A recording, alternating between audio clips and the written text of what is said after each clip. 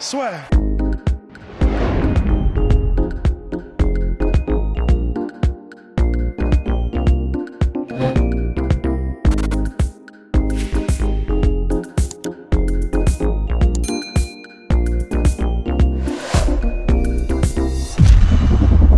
What's up, Abu Dhabi? How are you guys? Thanks for coming out today. We appreciate it. Who's got the first question? Conor, I'd like to start with you. Welcome back, of course. First things first, I mean, this entire pandemic, I think we've wondered, what would a Conor McGregor fight be like with no crowd, and now it's limited crowd? So now that you're kind of in the building, you're getting a sense for what the atmosphere is like, and we think about you, the bright lights are on, the big crowds, that's when you perform. How does that affect your energy, your focus on fight night? I tell you what, it feels pretty good right now, you know, the crowd here. I know it's a small crowd, but it feels good, so I'm very happy to be here. Fair enough. And of course, as you said, this is a big fight, you know, pay-per-view headliner, but it's interesting. I mean, you have a victory over Dustin. There may be a title fight on the line, maybe there's not, we don't really know. So what provided kind of your daily motivation? I mean, you know, that extra practice, that extra grind that you might not want to go to, what was providing that for you? My love for the game, my love for competition, my love for combat. You know, Dustin has put on an incredible run since our last fight. It's been a long time coming. Yes, I did get the win over him the first time. But, you know, he's rose right up and he's back up there at the top of the division. So I'm excited to go and compete with him again. Fair enough. And you went out there and kind of made a pretty bold prediction. You said you think you can get it done in 60 seconds. You know, I know you have a lot of respect for him, but I wonder, I mean, that puts a lot of pressure on you, right? I mean, you win in the second round or you edge out a decision. Maybe it was a letdown. So any regrets in making that prediction? Do you stand by it? You know, well, I got him out of there in 90 seconds the first time. So, I mean, I'm not that far off. But, you know, that's a complete confidence in my preparation and in my abilities. I know Dustin's a hell of a competitor. I know there's questions here. He's heavier. He's up on a different weight. But he's more experienced. I feel I can do it. However, you know, there are question marks regarding conditioning and things like that. I know his team has been spouting about the conditioning and that. I have put in a lot of work to get myself correctly to the 155-pound frame. I got 40 seconds inside the octagon in 2020, which caused major frustration in my, you know, it's not enough. I need more. So I'm going to go in there, and I believe I can get him out there and possibly will hit him early and hurt him. But, you know, I hope for a good long bout. And last thing for me, Conor, I mean, it's kind of, I think probably no coincidence in the timing, but you were named in a lawsuit this week. I just wonder if you have any comments on that and if that's affecting your focus. I mean, I think that's a lot on your shoulders ahead of a big fight like this. You know, it's old news. It was investigated thoroughly over the course of 2 long years, and I was cleared of any wrongdoing. And that's it. You know, I have so much positivity in my life. I've got a great challenge ahead of me on Saturday night. And I'm very excited to get in. I put in an immense amount of work to get my frame correct at 155, to get my conditioning. You know, I want to answer questions here, and I hope Dustin can bring it to me, and we can have a good fight. Thank you, Conor. For Dustin, I wanted to ask you. I mean, you fought this year in the Apex, put on a Fight of the Year type candidate, right? Does that provide any benefit? I mean, this atmosphere is unique. It's different, right? I mean, does that give you any kind of an edge once you go in there, or is an octagon an octagon? An octagon's an octagon. It's good. It's actually good to see us moving in this direction and fans coming back. That's the direction we need to be, opening things up as safe as we can. And the UFC and Abu Dhabi here are doing that. So I'm excited to put on a show for these guys. Yeah. And Dustin, I know that you've committed your life to this game, right? Sacrificed everything. You never had a $100 million boxing match, you know what I mean? You don't have a whiskey brand that's distributed around the world. I know you like the saying, 25 minutes to make life fair. Does that apply here? I mean, do you feel like there's a chip on your shoulder? I mean, you guys have had this kind of parallel life, but it's gone different. Do you walk in there with a little chip on your shoulder? Every fight is a chip on my shoulder. I'm trying to prove something. I'm trying to, the work that I put in, I'm trying to make it pay off. I'm trying to put my family in a better position, and this is no different. I know what a win over Conor McGregor means in combat sports, and I know that whoever wins this fight is fighting for gold, and that's why I fight. Fair enough. Thank you, Dustin. And just one last one for Dana, please. Dana, obviously this is a massive pay-per-view. Sir, you've got the hot sauce, Dustin. I'm actually I'd love to taste the hot sauce. I got a bottle for you. I appreciate that. I've got a bottle of proper for you. I'd love to share that. So, you know what I mean? He's putting in the work. I've been highly impressed. I think the whole business has been highly impressed.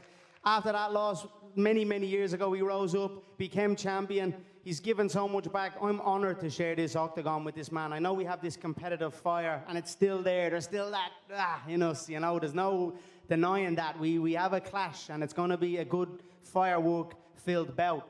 But the respect is admirable for this man from me.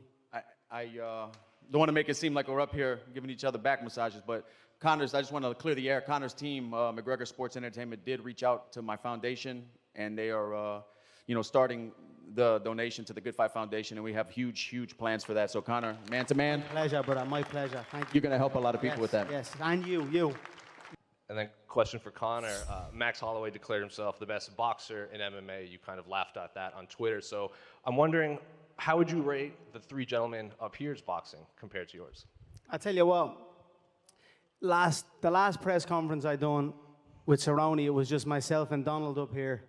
You know, this time we've got 3 other men, 4 of us, and we're all in the same division. So, you know, they're opponents, potential future opponents, and I'm very excited about that. That's kind of what halted me in 2020 before the pandemic even hit. It was like nothing really presented itself. Well, here we've got 3 up here. You know, we've got Max skateboarding in the hallway back at the hotel. So I'm very happy with that. And, you know, I'm very excited to see how the bout goes in the co-main event.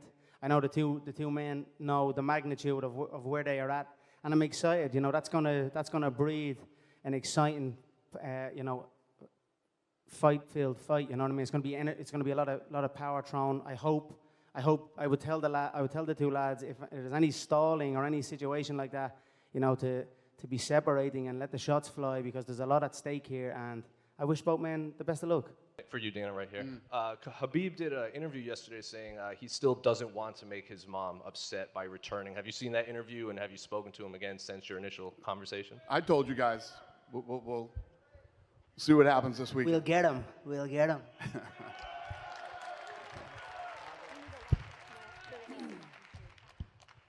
Hey, Conor. Out of the available lightweights to you right now, is Dustin the hardest challenge you could be facing? I think so, yeah. You know, I'll always look to get the highest challenge. Dustin has a win over Hooker, who's on stage here. You know, he knocked out Justin. So there's some high contenders already. Justin in turn knocked out Tony, who was another contender. So I think I'm right at the top here. You know, I would make the case if that man is continuing to dodge this and dodge the commitment of competing again, the title should be stripped and we should be engaging in a title fight, you know. So, but I'm sure it will happen after this bout. I'm interested to hear what the excuses or what will be said after the fight. But I predict a title strip.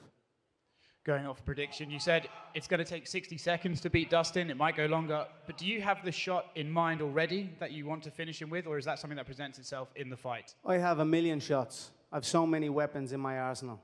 And, you know, they're all fine-tuned at this time. I'm in a phenomenal place. And I look forward to getting out and showcasing, you know, painting my picture and putting on a beautiful performance for the fans around the world.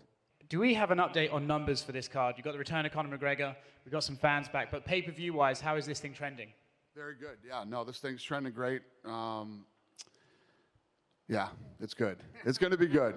There hasn't been, when was there a bad one? Since the pandemic started, there hasn't been a bad pay-per-view. They've all been overperforming. So you can only imagine what this is going to do.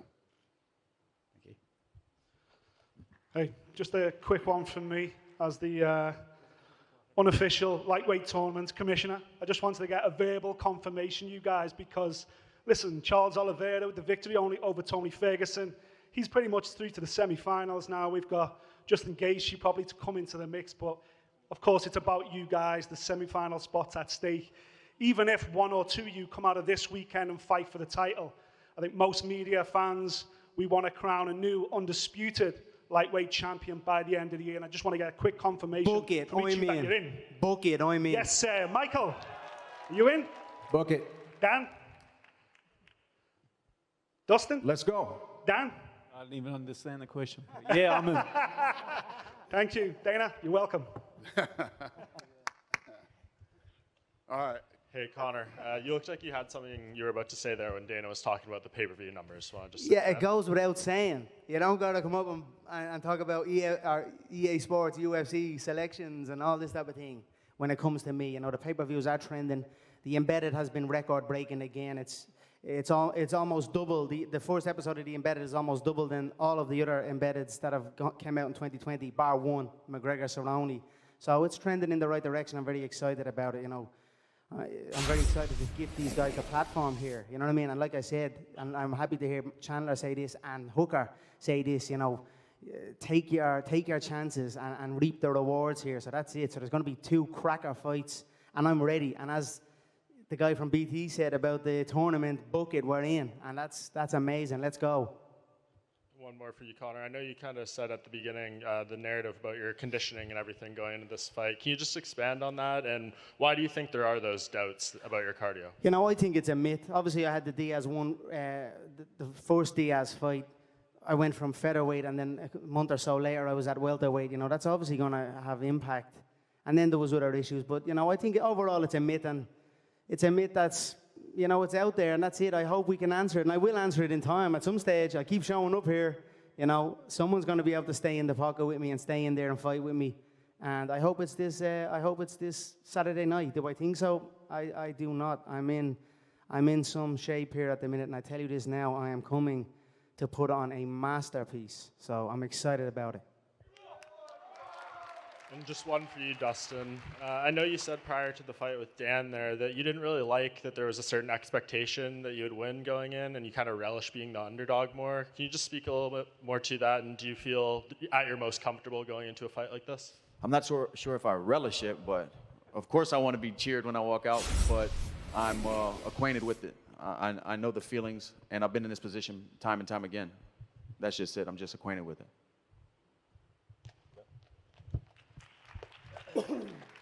Hey, question for Connor.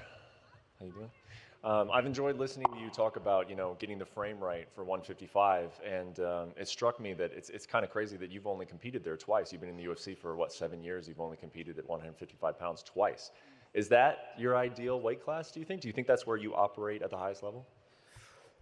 I've done pretty good in all the other ones as well. Yeah. You know, I've done good in them all. I've secured belts in multiple divisions, and I've secured knockout victories in multiple divisions. I do feel great at this weight, but you know, whatever I commit to, I feel great at. You know, when I do the welterweight bouts, I feel great. I feel strong and big. I still feel this now. You know what I mean? I feel fast also. So I'm excited to get in and showcase it. Like you said, I have not had that much fights at 155 pounds in the UFC division, or in the UFC, and I'm eager to put in a stint to get a run going. You know, like I done with the featherweights. I think I went 7 or 8 fights within the space of a year and a half. You know, that's what I'm looking for here. If they can match me up, I know now we've got multiple opponents up on the dais already, so we're in a good spot, and I'm eager to get going and showcase.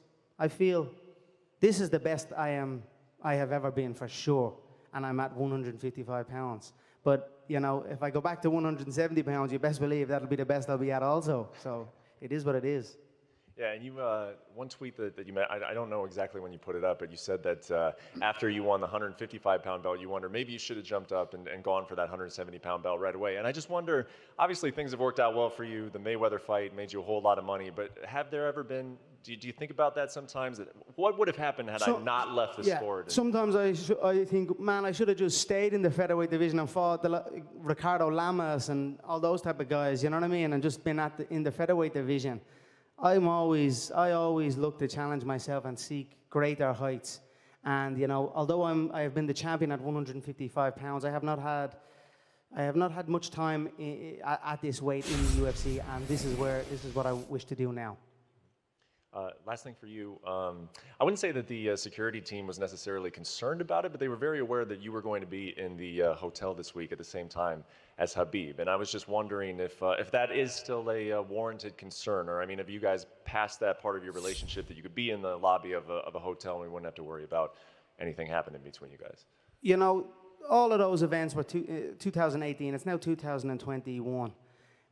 What I will say is, as long as we fight again, there'll be no issue, and that's it. You know, if he continues to run, well, I'm not sure. We'll see what happens. Hey, this question's for the Diamond, Dustin Poirier. You fought in this country before to unify the lightweight strap against Khabib Nurmagomedov.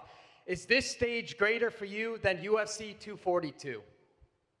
it's obviously a huge fight, but fighting for the world title is the biggest fight you can get to me, because that's the reason I fight. I want to be the undisputed world champion. I'm still chasing that goal, and I know this fight here gets me one step closer to that. The amazing thing about this sport is we've seen the fighters grow in front of us, and like Conor McGregor and Dustin, they're different fighters since they started over here. We know the motivation behind Dustin's fight against Conor McGregor is to beat Conor McGregor and to become the champion within 1 year. But you, Conor McGregor, you fought Jose Aldo and you elevated the standard, and then you fought Eddie Alvarez and you became the double champ, and then you're just elevating standards each time. So beating Donald Cerrone last year, and now you're fighting with Dustin Poirier. What's your motive after this, after 7-8 years of competing in the UFC? I feel like I'm only starting, man. Everyone kind of wants to, hey, Conor, you've done it all. You're so rich. You're richer than Dana over here. What are you doing here? I'm like, am I not allowed here? I want to be here. I want to perform for the fans. I'm a young man. I've got many highlights. But all the money, all the belts, everything, that comes and that goes. You know what lives on? Highlights, a fighter's highlights. You look at Roy Jones Jr.'s highlights, Mike Tyson's highlights. I still look at them today, Ali's highlights. I want my highlight reel to be like a movie. You know what I mean? So that's what I'm after. I'm looking to get in and perform and put on amazing highlights that I can sit as an old man with my son and just watch back and just enjoy life. You know what I'll be drinking? A nice proper 12 by the fire in the Emerald Isle of Ireland, and this is it, man. I'm just loving my life. Please don't be trying to get rid of me, guys. I love it here, man. I helped build this. I helped do this. I'm here, and I love it, and, man, I have plenty of motivation. You know what I mean? Dustin's a hell of a competitor. What does the champ do? He does it twice. Okay, I conquered it. Let's conquer it again. You know what I mean? Do it twice. That's what the champ does. Conor, this one is for you. I know you've been asked a lot about this whole Khabib thing, but I'm just curious to know, he said he's looking for something amazing, extraordinary this Saturday for him to change his mind and come back. What do you think he's looking for this Saturday for him to change his mind? I don't really care. He did not say that. Dana said that. He said he's not, you know what I mean? Let's just get through the fight. All these men are up here. There's plenty of challenges, and it's a tough business, and the things have gone on in his personal life. I don't wish him any harm. Like I said, it was in 2018. A lot of time has passed. The world knows this fight is not over. You know what I mean? This war is not over. The sport needs it to happen. The people need it to happen. I'm not going to chase it if he doesn't want it. You know what I mean? And that's it. I'll keep my calm and move on. And that's what I'm doing. I'm back here at the 155-pound division. I'll show the world what's what over time, and that's it. And it begins on Saturday night against Dustin Poirier. Finally, my last question. I heard Dustin say that he actually kind of enjoyed the fights during this past year without a crowd because he felt it was a bit more intimate and he was more focused. I would like to know, does having or not having a crowd affect you in any way when you're inside that octagon, or not really? You just forget everything. Yeah, no, a fight is a fight for sure. You're inside that octagon. It's I was actually very, very excited to compete with no crowd. At the start I was like, oh, I don't know, but over time then I was like, I really wanted to see and hear my power and my velocity and, my precision. I wanted to hear my shots whistle through the air, with no background noise and really put a statement out there of the difference. And I was almost, I was close. I almost got to do it, but there's not that many fans, only a couple of thousand. My power, my speed, my precision, my velocity, my whistle will still whistle strong on the night, and I'm excited to show. Thank you.